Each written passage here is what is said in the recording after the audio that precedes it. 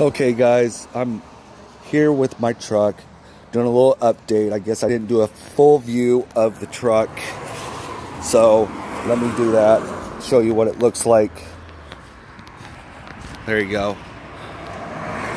So I only have about 200 miles on these tires right now. I did go through a little bit of mud, all in two-wheel drive, Denny and spin. As you can tell, I have a little bit of mud on it. And they will sling the mud if you want it to.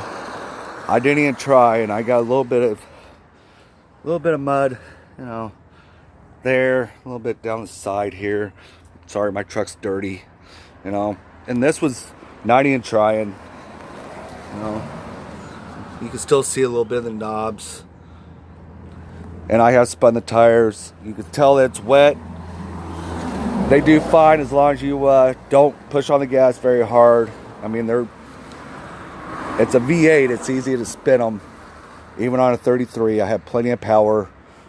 So I don't show any signs of lost power with the lift and the tire kit that I put on. So I am going to put a dual exhaust on eventually because it's just stock. But for now, I'm happy with it.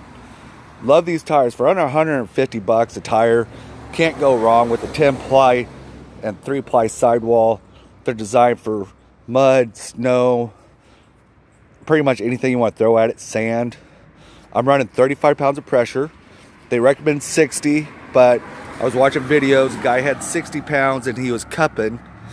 So I'm running 35 pounds. It should have an even wear on the tread.